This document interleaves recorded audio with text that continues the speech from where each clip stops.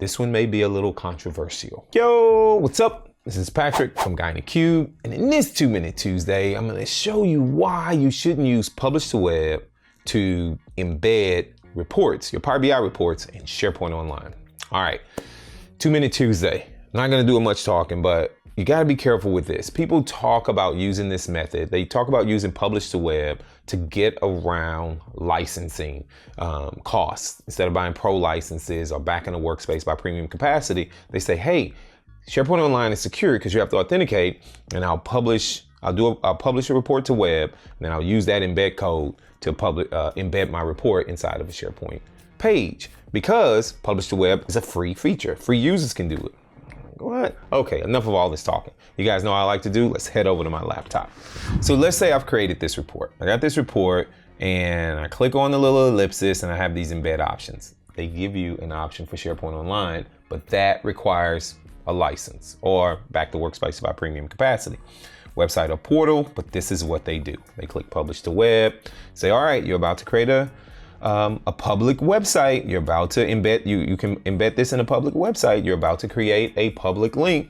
You click this, another warning, be careful, but they don't heed the warnings and they click Publish, right? And then they copy this iframe. So I'm gonna go ahead and copy this and head over to my team site. And then I say, yep, let's just create a site page. Let's call this business intelligence or analytics or whatever we wanna call it. We'll call this sales analytics, like that, and click this little plus sign.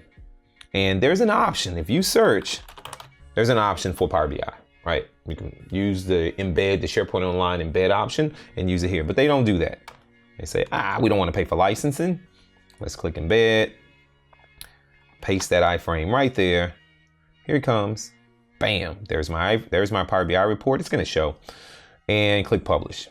So I click publish. And it's ready to go, right? Ready to go. I share it out. I provide the links to people, do all kind of stuff. They come back over to the pages, right? They come back over here and they go, all right, well, somebody gave me access to this. I'm going to click it. My page is going to render it. And most people may not know how to do this, but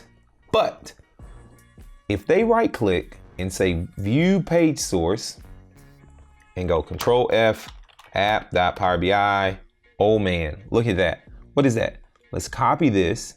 I'm gonna copy this, right? And like I said, this isn't, maybe your people aren't that savvy, but accidents happen. Believe me, accidents happen. Copy this, go to Notepad, paste it. What's missing? I know what's missing, a colon.